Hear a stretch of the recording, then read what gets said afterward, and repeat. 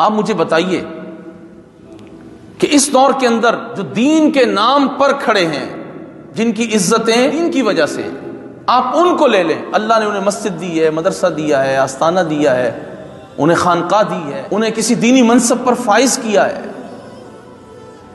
دین کی وجہ سے اللہ نے ان کو عزت دی ہے۔ ویسے تو ہر مسلمان کی عزت ہی دین کی وجہ سے ہے، اگر یہ دین نہ ہو تو ہماری کیا عزت ہے؟ اور یہ دین رسول اللہ کی وجہ سے ہے، دین حضور کا نام ہے، مغز قرآن جان ایمان روح دین ہست حب رحمت للعالمین، صرف حضور ہیں بس۔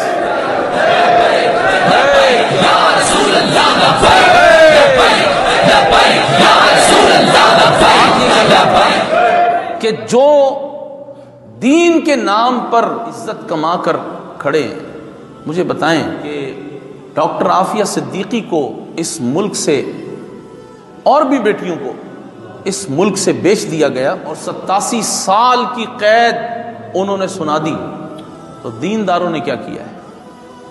جب ڈاکٹر عافیہ صدیقی کو یہود و نصارہ یہ کہہ رہے ہیں کہ محمد بن قاسم نہیں آیا، جب وہ یہ کہہ رہے ہیں کہ ہم قرآن کے اوراق معاذ اللہ زمین پر بچھا دیں تو ان کے اوپر چل کے پاکستان چلی جا، اتنا ستم ہو، تو دینداروں پر یہ بات فرض نہیں تھی کہ وہ حکمرانوں کا گریبان پکڑتے، لیکن انہوں نے حکمرانوں کے ساتھ تعلقات بنائے اور اپنے آپ کو، وہ کہتے ہیں نا، بالکل نرم پولائٹ شو کیا کہ ہم تو بڑے نرم مزاج لوگ ہوتے ہیں۔ آپ ہماری تحریروں سے اندازہ لگا لیں، امت مسلمہ پر ظلم ہو، رسول اللہ کی امت کی بیٹیوں کو جیل میں ڈال دیا جائے، کشمیر کے اندر مسلمان بیٹیاں چیخیں چلائیں، دریاؤں میں چھلانگ مار دیں، اور برما کے اندر حقیقتاً عورتوں کے پیٹ چاک کر کے ان کے بچے نکال لیے جائیں، اور مسلمان بچیوں کا جسم کاٹ کر اسے بھون کر کفار کباب بنا کے کھائیں، تو اس وقت لوگ رسالے لکھ رہے ہیں پان گٹکے کے نقصانات، وہ لوگ رسالے لکھ رہے ہیں کباب سموسے کے نقصانات، لوگ جناب اس وقت رسالے لکھ رہے ہیں اور لوگوں کو کیا دکھا رہے ہیں کہ آپ یہ کھائیں، یہ پئیں، یہ پہنیں، یوں چلیں، یوں اٹھیں، یوں بیٹھیں۔ مجھے بتائیں اس وقت غیرت کی تربیت نہیں دینے کی ضرورت تھی؟ جہاد فی سبیل اللہ کا اعلان کرنے کی ضرورت نہیں تھی؟ اس وقت سورہ انفال پڑھنے کی ضرورت نہیں تھی؟ پوچھ رہا ہوں میں آپ سے، سورہ توبہ سنانے کی ضرورت نہیں تھی؟ اس وقت سورہ احزاب سنانے کی ضرورت نہیں تھی؟ جب نبی پاک صلی اللہ تعالی علیہ وسلم کی شان میں اور ڈنمارک کے خبیثوں نے گستاخی کی، اس وقت لوگ کیا کر رہے تھے کہ مریدوں میں اضافہ ہو جائے، خانقاہوں میں اضافہ ہو جائے، آستانوں میں اضافہ ہو جائے، تسمیہ پڑھنے میں اضافہ ہو جائے، وظیفے پڑھنے میں اضافہ ہو جائے۔ اگر اس وقت ہم کھڑے ہو جاتے نا 2005 کے اندر، اللہ تبارک و تعالی جل شانہ بڑا غیور ہے، اگر ہم کھڑے ہو جاتے تو آج یہ ذلت ہمارا مقدر نہ ہوتی کہ انہوں نے بارہا، آپ فیس بک پر اٹھائیں تو گستاخی، یوٹیوب پر اٹھائیں تو گستاخی، سوشل میڈیا کا کوئی پلیٹ فارم اٹھائیں تو گستاخی، جس کے منہ میں جس چینل پر جو آیا اس نے بول دیا۔ اور صرف اتنا ہی نہیں، پھر جب گستاخان رسول گستاخیاں کر رہے ہیں تو یہاں سے بیان جاری ہو رہا ہے کہ آپ گستاخ رسول کو کچھ کہہ نہیں سکتے، آپ گستاخ رسول کو انگلی بھی نہیں لگا سکتے۔ لعنت ہے ایسی فکر پر۔ ہمارا تو یہ ماننا ہے کہ گستاخ رسول کو جو رسول اللہ نے فرمایا وہی اس کے ساتھ سلوک کرنا ہے، کہ اس کو کاٹ کے رکھ دینا ہے، جو صحابہ نے کر کے دکھایا وہ اس کے ساتھ سلوک کرنا ہے۔ تم نے امت کو کس کام میں لگا دیا؟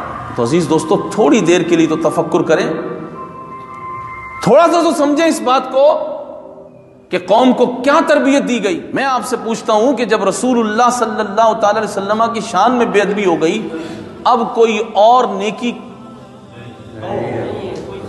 بتائیں آپ، کون سی نیکی ہے جو گستاخی رسول کے مقابل کی جا سکتی ہے؟ کون سی نیکی؟ ساری امت مل کے صدقہ کرے نا، ساری امت مل کے، تو ایک صحابی رسول ایک مٹھی بھر جو صدقہ کرے اس کے برابر نہیں ہو سکتا۔ سمجھ رہے بات؟ تو ان صحابہ سے پوچھے نا کہ جب رسول اللہ کے بارے میں اگر کسی نے بات کی تو آپ نے کیا کیا؟ صدقہ کیا، خیرات کی؟ آپ نے اس وقت کیا کیا؟ اور کون سی نیکی آپ نے کی؟ تو انہوں نے تو یہی بتایا کہ جب رسول اللہ صلی اللہ تعالی وسلم کے بارے میں کسی نے بات کی تو ہم نے اس کو کاٹ کے رکھ دیا. تو ہم کہاں جا رہے ہیں؟ ہمیں کہاں لے جایا جا رہا ہے؟ اور کن لوگوں کے ہاتھوں پر بیعت کر رہے ہیں؟ کن لوگوں کے قرب میں بیٹھ رہے ہیں؟ کن کی بات سن رہے ہیں؟ بات سننی ہے تو امام احمد رضا کی سنو.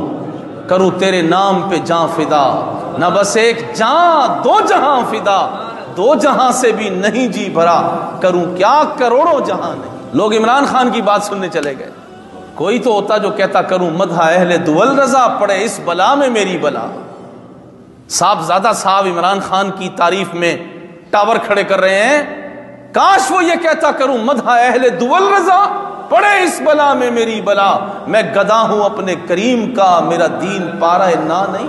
میرا دین وہ نہیں جو سینٹ میں بک جائے، میرا دین وہ نہیں جو قومی اسمبلی میں جا کر بک جائے، میرا دین وہ نہیں جو ان سے مراد لینے کے لیے بک جائے، میرا دین وہ نہیں جو بنی گالا کا چکر لگا کے بک جائے، میرا دین وہ نہیں کہ جو اسلام آباد کی ہواؤں میں بک جائے. میرا دین پارہ نا نہیں ہے. اور علامہ خادم حسین رضوی نے بھی پھر ثابت کر کے دکھایا کہ ان کا دین پارہ نا نہیں تھا، پارہ نا نہیں تھا.